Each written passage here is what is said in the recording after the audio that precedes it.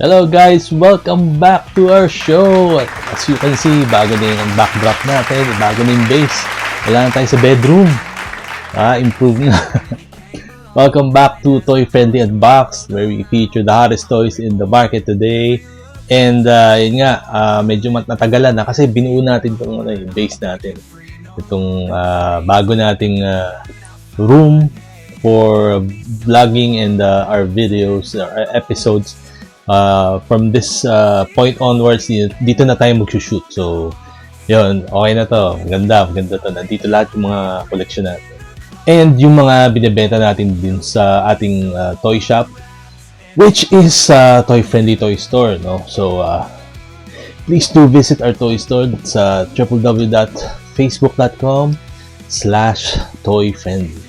And ngayon, may special tayo na i-unbox ito. Bago dating siya. Ang Grandista Vegeta, Super Saiyan Vegeta Grandista from Banpresto and Bandai Namco as usual. So, ito yung 2025 edition. So, marami excited na makita kung ano yung itsura niya, kung ano yung conversion na to as compared to the previous Grandista versions na na-review rin natin. And ang pinaka-latest na na-review natin is Super Saiyan Goku, diba? So, may compare natin sila kung ano yung style, kung consistent ba, and so on and so forth. So, before anything else, please do like and subscribe to our channel, and please tell all your friends about it. Yung mga hindi pa nakakaalam yung channel natin para medyo dumami-dami yung subscribers pa natin. Please do visit our Facebook page, yung kasasabi ko lang kanina, facebook.com/toyfriendly, and subscribe kayo din sa channel natin, Toy Friendly Unbox, and hit that notification bell for announcements on the future unboxing episodes and other fun stuff. So without any further ado, bubuksan na natin to. Here we go!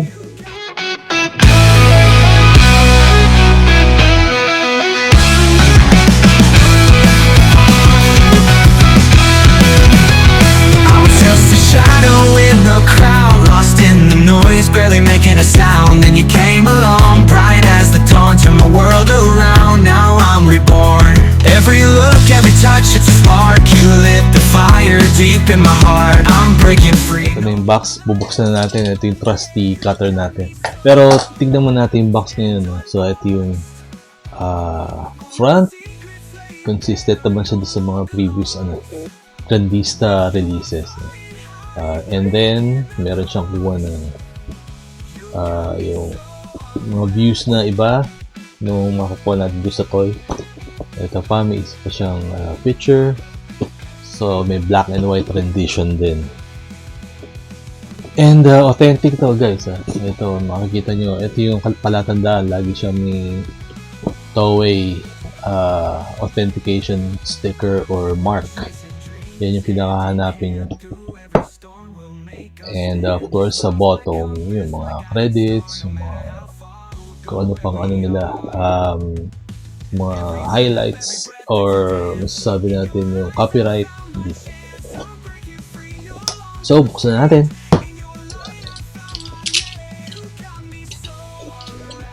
So, matagal-tagal din tayo na bakante, no?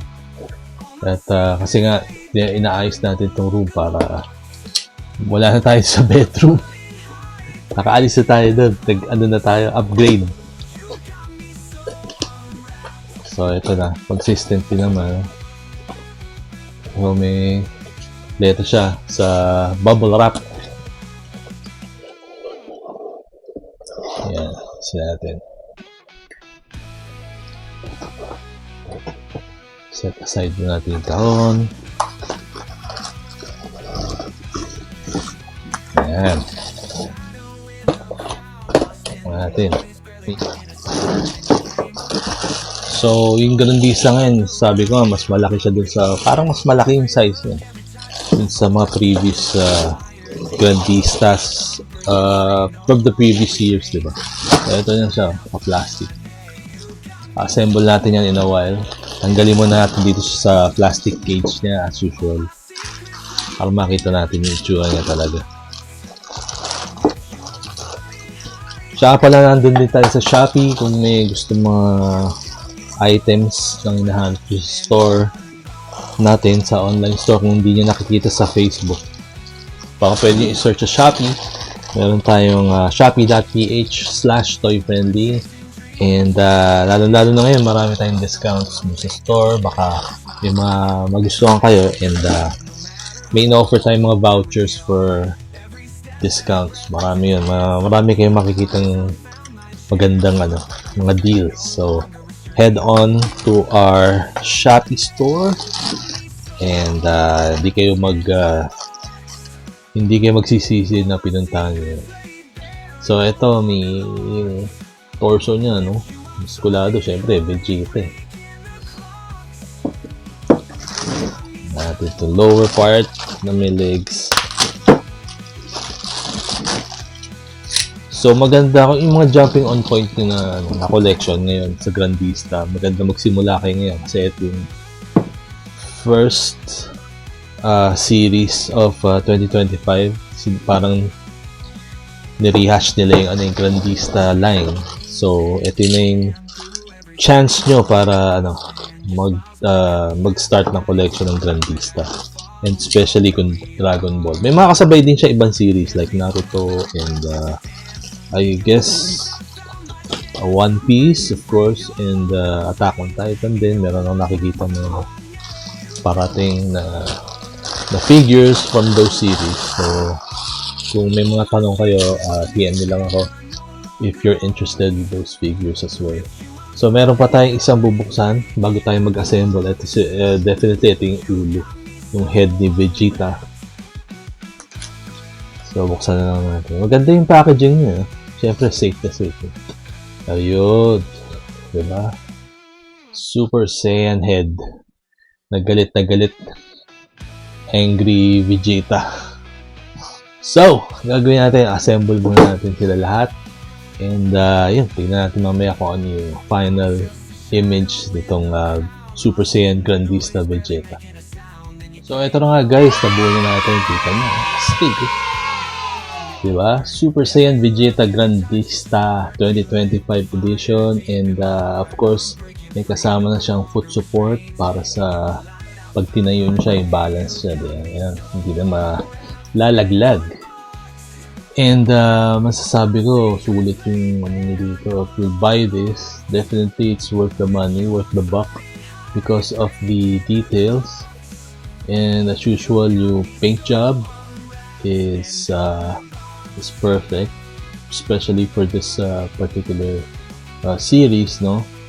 And yung details. Ang masasabi ko lang dito sa series na sinimulan na nila na to is it lacks sa highlights. Yun lang. Kung naghahanap kayo ng mga may highlights dito sa previous na Grandista releases, dito medyo lacking siya. Yun lang ang pinaka masasabi kong critique dito. Pero size, scale, and yung model, on model siya, and mamaya i-compare natin siya dun sa previous release na Super Saiyan Son Goku.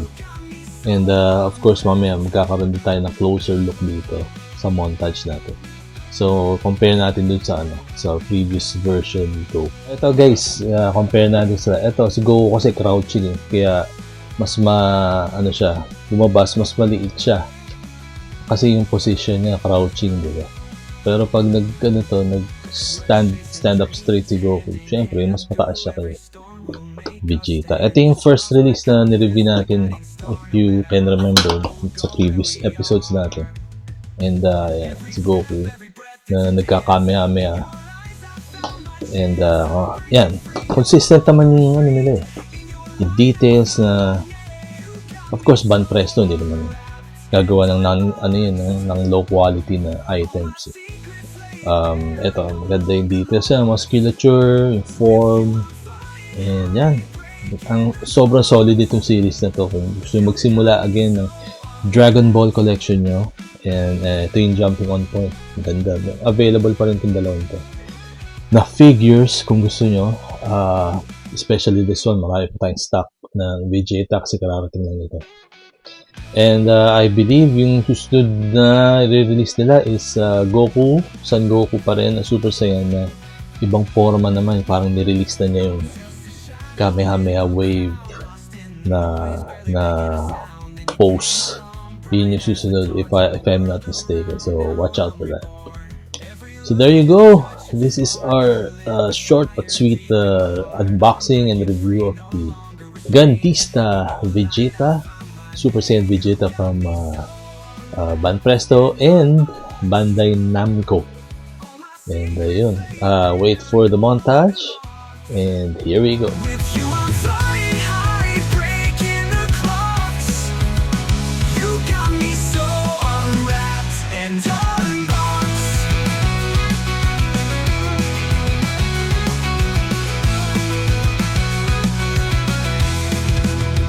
We're chasing dreams hand in hand. Through every storm we'll make our stand. Your smile's my compass, my guiding star. No matter how far we'll go where we are. Every step, every breath, it's a dance. In your eyes I found my chance. I'm breaking free, no longer restrained. In your light I found my name. You got me so unwrapped and unboxed. All my secrets laid bare, no longer locked. With you I'm flying high, breaking the clocks. You got me so. And there you have it, guys. This was our quick unboxing and review of the Super Saiyan Vegeta from Banpresto and Bandai Namco. And yun, solid to, super solid. And yun, get them while you can. Meron pa tayong mga stocks. PM nyo lang ako kung gusto nyo bumili. And yun, we'll hook you up. And again, thank you so much for watching. Please like, comment, subscribe to our channel, and don't forget to hit that notification bell for announcements and future unboxing episodes and other fun stuff. And also, please do visit our online stores sa Facebook, facebook.com/toyfriendly, and of course sa Shopee. Punta kayo dyan, shopee.ph/toyfriendly for more discounts and bargains, and whatever you want, it's there. So thank you so much for watching, and I'll see you with our new base in another episode. Thank you so much. I'll see you then.